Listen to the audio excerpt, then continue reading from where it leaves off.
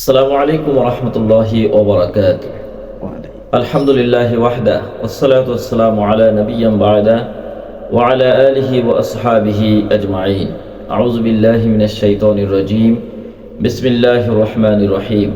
ওয়া'তাসিমু বিহাবলিল্লাহি জামিআন ওয়া লা তাফাররাকু। আমাদের সাইফি টিভি অফিশিয়ালের পক্ষ থেকে আমাদের দর্শক শ্রোতা দেশ এবং প্রবাসে অবস্থানরত যারা আমাদের ভিডিও দেখবেন বা যাদের সামনে আমাদের ভিডিও আসবে সকলেরকে আমরা আন্তরিক সালাম এবং মোবারকবাদ জানাচ্ছি। প্রিয় ভিউয়ার্স, আমরা অত্যন্ত দুঃখের সাথে আমরা লক্ষ্য করছি বর্তমান বাংলাদেশে 5 আগস্টের পরবর্তী সময়ে ইসলাম মানবতার পক্ষে যারা কাজ করছেন, ইসলামী সংগঠনগুলো তারা ঐক্যবদ্ধ হওয়া বা এক প্ল্যাটফর্মে এসে আল্লাহ তাআলার এই জামিনে আল্লাহর দ্বীন প্রতিষ্ঠা এবং ইসলামী সংগঠনগুলো কাছাকাছি আসার একটা সুবর্ণ সুযোগ তৈরি হয়েছিল। এবং বাংলাদেশের আমাদের পাশাপাশি সাধারণ মানুষ যারা, সাধারণ ভোটার যারা, তারা আশাবাদী হয়েছিলেন যে স্বাধীনতার 40 বছরের মধ্যে এই সুযোগ আমরা কখনো পাই নাই, যে সুযোগ বর্তমানে আমাদের সামনে এসেছে। কিন্তু আমরা দেখতেছি যে দুঃখের সাথে আমরা কথাটা বলতেছি যে আমাদের অনেকে আছে যে ইসলামী সংগঠন বা ব্যক্তি বা নিম্ন স্তরে যারা আছে, এরকম ব্যক্তিদের কারণে আজকে আমাদের যে একটা স্বপ্ন, লালিত স্বপ্ন, যে ঐক্যবদ্ধভাবে আগামী ত্রয়োদশ জাতীয় সংসদ নির্বাচন অনুষ্ঠিত হবে এবং সেখানে সর্বসাধারণের মতামতের ভিত্তিতে ইসলামী সংগঠন পার্লামেন্টে যাবে এবং আল কোরআন এবং সুন্নাহ অনুযায়ী ন্যায় এবং ইনসাফভিত্তিক সমাজ প্রতিষ্ঠিত হবে।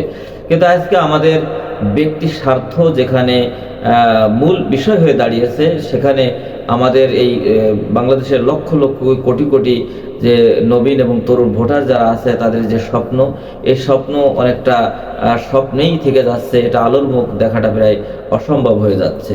তো এই জন্য আমরা আল্লাহ রাব্বুল আলামিন কোরআনুল কারীমের মধ্যে বিভিন্ন জায়গায় বিভিন্নভাবে যারা মুসলমান, যারা আল্লাহর কোরআনের কর্মী, দ্বীনের কর্মী যারা, তাদেরকে আহ্বান করেছেন যে তোমরা ঐক্যবদ্ধ হও, ঐক্যবদ্ধভাবে আল্লাহ তাআলার রজ্জুকে তোমরা শক্তভাবে তোমরা ধরো এবং তোমরা মৌলিক বিষয়গুলো নিয়ে তোমরা কখনো বিচ্ছিন্ন হও না, তোমরা বিক্ষিপ্ত হও না। ঐক্যবদ্ধভাবে তোমরা যদি কাজ করো তাহলে তোমরা কাঙ্ক্ষিত মঞ্জিলে পৌঁছাতে পারবে।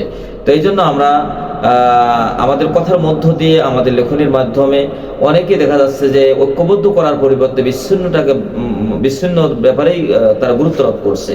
তো এক্ষেত্রে লসটা দিন শেষে আমাদের হচ্ছে এবং ইসলামের বাইরে শরিয়াতের আইন যারা চায় না, শরিয়াত পরিপন্থী জীবনযাপনে যারা অভ্যস্ত, তারাই লাভবান হচ্ছে। এজন্য আমরা কোনো সাধারণ মানুষ কেন, কোনো বিবেকবান মানুষ তারা এটা কখনো আশা করবে না, কখনো চাইবে না যে আমাদের এই মতানৈক্যের কারণে, আমাদের বিচ্ছিন্নতার কারণে আমাদের এই সুবর্ণ সুযোগটা আমাদের হাতছাড়া হয়ে যাক এবং ইসলাম মানবতা এর বিপক্ষে যারা অবস্থান গ্রহণ করছে, শরিয়াতের আইনের বিপক্ষে যারা অবস্থান করছে, তাদের কাছে এই সুযোগটা তাদের হাতে চলে যাক। তো এই জন্য আমরা সকলকে স্মরণ করে দিতে চাই, আল্লাহ রাব্বুল আলামিন যেহেতু এই জমিন তার, আকাশ তার, আমরা আপনারা সবাই তার, কাজেই এক্ষেত্রে তার জামিনে তার দ্বীনকে কায়েম করার জন্য আমাদের বিচ্ছিন্নত হলেও হবে না। আমাদের নারী, পুরুষ, শিশু, কিশোর বিরুদ্ধে সর্বশ্রেণীর মানুষ, সকল শ্রেণীর মানুষকে আমাদের সুন্দর এবং সত্য পথের আহ্বান জানিয়ে সকলকে ঐক্যবদ্ধ করতে হবে এবং আগামী যে সোনালী, যে সম্ভাবনাময় একটি সুন্দর, একটি ন্যায় এবং ইনসাফ ভিত্তিক সমাজ কায়েম হবে, রাষ্ট্র কায়েম হবে, এর জন্য যে আমরা স্বপ্ন দেখতেছি, এই স্বপ্ন যাতে বাস্তবায়ন করা সম্ভব হয়, সকলের সমন্বিত প্রচেষ্টা, সকলের আকাঙ্ক্ষা, সকলের ইচ্ছাকে সম্মান রেখে আমরা যেন আমাদের জায়গা থেকে আমরা এমন কোনো কাজ, কোনো কথা না বলি যাতে করে এই আমাদের যে সাজানো যে একটা সুন্দর একটি বাগান, এই বাগানটা যেন ছিন্ন ভিন্ন না হয়ে যায়।